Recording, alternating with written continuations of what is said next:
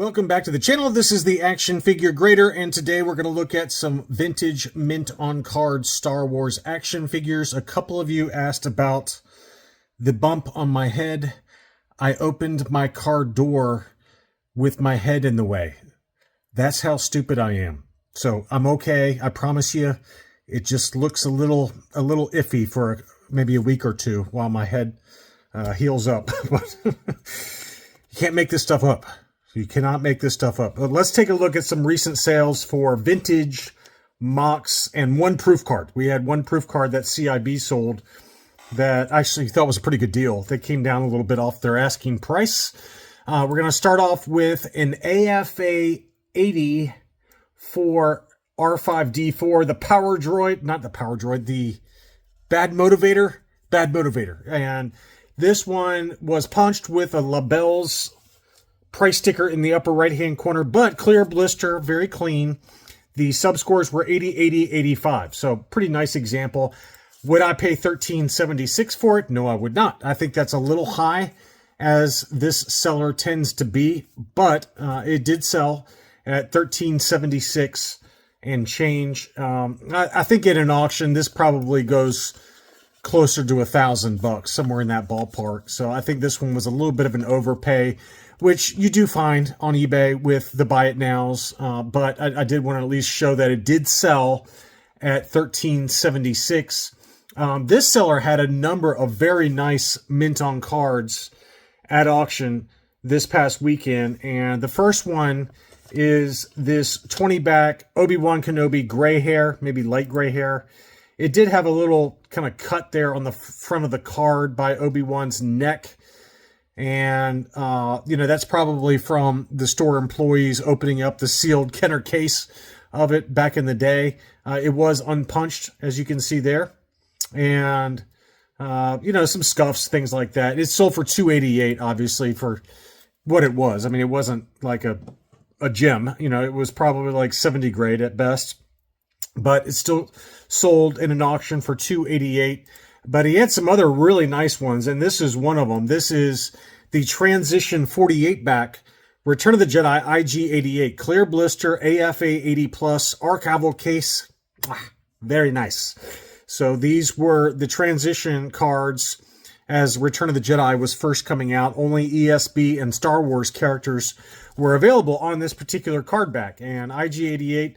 It has its fans. And I like IG-88. This one was a beautiful clear blister, 80, 80, 85. The weapon has come loose from inside the blister, so really it's an 80 grade for the figure now, but you could argue it's still an 80 plus grade. But very, very nice example. That one sold for big money, obviously, $557, which, I don't know, to me, it actually feels like a pretty fair deal for what that is. Really, any clear blister 48 back is in demand, and they'd come down a little bit. For a while there, they were just going for crazy prices, but $557 is a very fair price, in my opinion, for that. Here was a 65 back clear blister for R2 sensor scope. It had some rippling on the top of the blister there that you can see. Unpunched. It had a scuff on the right-hand side as well that you can see there. I would say this is probably a 75 plus grade, would be my guess. Maybe a low 80 grade. I think because of the rippling at the top there and that kind of pinch in the upper left-hand corner of the blister, it probably gets a 75 or 75 plus. 301, pretty good deal though, for a clear blister R2. And I got two different Made in Mexicos that sold. First, from that same seller, he had an AFA 85 archival Darth Vader Made in Mexico, and this was a punched example. Sub scores were 80, 85, 85. That one sold for $717, which is a good deal. That's a good price for an AFA 85. And then this seller had a 77 back A. This one was a 65 back B. And then this one was the 77A. So I did find it interesting that Made in Mexico, Lily Letty's were available for both, which maybe I knew that, I forgot, I don't know. But this one was a 77 back A, Made in Mexico, AFA 80. Now that one was listed for $650, and the best offer accepted on that was $620. And then I found another AFA 80 77 back, just for comparison purposes, It was an AFA 80 punched example like this. That one sold on August 26th for $566. So August 26th, $566, and then this one just sold for $620. So about the same ballpark, maybe a little more expensive, but just thought I'd share that information with you. This seller, Boom Comics and Toys, that's somebody I've actually bought from on Instagram. They sell slabs on Instagram on some of the bigger Instagram resale consignment shop type things. And I bought a couple from them, and I've been very happy. I think I bought a Dark Knight Returns #1 and then a Miles Morales book from the same seller. So they happen to have some loose graded, which we just covered in a video maybe a week or so ago. But they also had some mint on cards that sold in the same auction lot. I just now kind of getting around to them.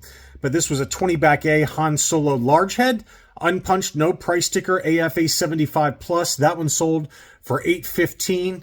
And we've seen a couple of 20 back A's that have sold recently, both large and small head. But that one did sell for $815. They also had a 75 grade 21 back A Death Star droid. That one sold for $406.90, and then I've got another sale for another 21 back A Death Star droid, which it sold for a lot more money, and I think it was a massive overpay. But remember this number at $406.90. Admittedly, this was a lower grade in a 75, but $406.90 was a great deal. And he also had some kind of collector-friendly, budget-friendly type die cast. These are obviously very rough cards, but they are mint on card. So I included them in this auction lot or in this video. This was the die-cast Snow Speeder that sold for $148, and then he had a Slave 1 which sold for $122.50. It's a shame they're so beat up, but nice kind of fun items to just throw in a sliding acrylic case, and you can say you've got a mint on card die-cast. Pretty good deal at $122.50. Then he also had a 75 grade for the Boba Fett. It was an AFA 75. This one was the Taiwan Boba Fett, and that one sold for $959. Pretty good deal, really. I mean, I know that the blister is very heavily yellowed, and you run the risk of that cracking eventually, but for what it was, I thought that was a pretty fair deal at $959. On the other end, there was another good deal, but very expensive, and it was from that seller that has all those high-grade items. He's got an AFA 85 21 back B that he sold at auction, and it sold for $9,100, which, you know, I think my personal opinion is this was probably the wrong sales channel to sell something like this. Maybe he was just impatient. He didn't want to wait for the next auction over at Hakes or Heritage, but I gotta believe if he had listed it on one of those two websites, even accounting for the higher consignment fees that they probably charge relative to eBay, I just gotta believe that you're probably gonna do better than $9,100. $9,100 is a very low number for what this was. So somebody got a good deal, and it just shows you, I mean, even an AFA 85 21 back Boba Fett will show up at auction on eBay. I mean, it's just crazy to me.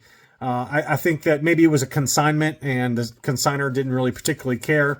Maybe they bought it back, 15 years ago for fractions of a penny relative to what it sold for. But I just think that this price was way too low for what this one was. So it is what it is. That's what it sold for, $9,100 at an auction. And then Flashback Toys had a number of items that sold. First is a 21B Hammerhead that sold for $1,200, AFA 80. And then here is that Death Star droid. Now, it's an AFA 80, 21 back A, and it was unpunched. The other one was a 75 grade, and it was punched. But, that one sold for $409. This one was listed for $1,549 and sold for $1,350. So over triple the price of what the AFA 75 sold for. I just think that this number's too high at $1,350. I think in an auction, it doesn't even get to, maybe $1,100, maybe $1,200, somewhere in that ballpark. Even that I think is high, though. I think it realistically for an AFA 80 probably doesn't even cross $1,000 in the current market environment. Death Star droids have really come back down to earth a lot. That was been my experience anyway when I resold a few of mine. And most of mine, I sold at basically what I paid for them. I did have a few wins, but they've really come back down to earth. So I would not pay $13.50 for this particular item. Here was a 75 plus 31 back Leia, Princess Leia. So clear blister, 75 plus grade from CAS, unpunched, no price sticker. And that one was listed for $15.55, and the best offer accepted was $1,500. Again, I think that number is pretty high.